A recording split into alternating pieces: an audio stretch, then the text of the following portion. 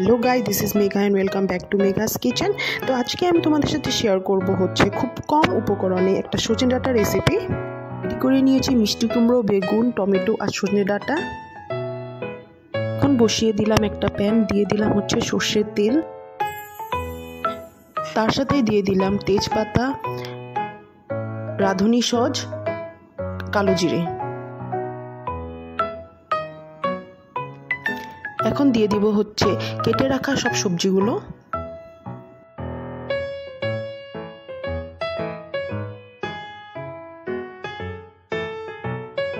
এখন 2 থেকে 3 মিনিট ভালো করে একটু নাড়াচাড়া করে নিব।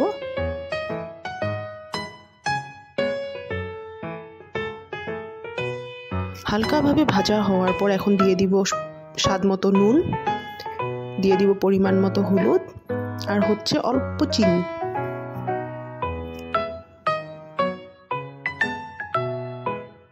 এখন ভালো করে একটু নাড়াচাড়া করার পর দিয়ে দিব কেটে রাখা টমেটো আর চিড়ে রাখা 2টো কাঁচা লঙ্কা।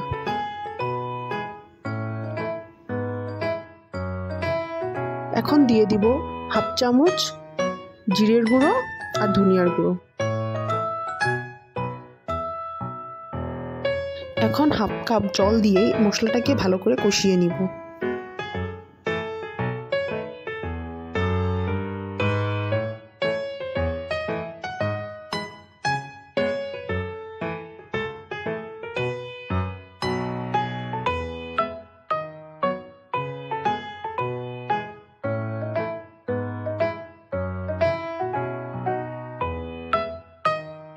এখন সবজিটাকে ভালো করে কষানোর পর দিয়ে দিব 1 কাপ পরিমাণ জল।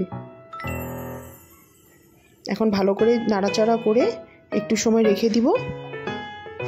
এখানে সব সবজিগুলো ভালো করে সিদ্ধ হয়ে গেছে। এই তো রেডি হয়ে গেল আমার খুব কম উপকরণ দিয়ে সজনে ডাঁটার তরকারি।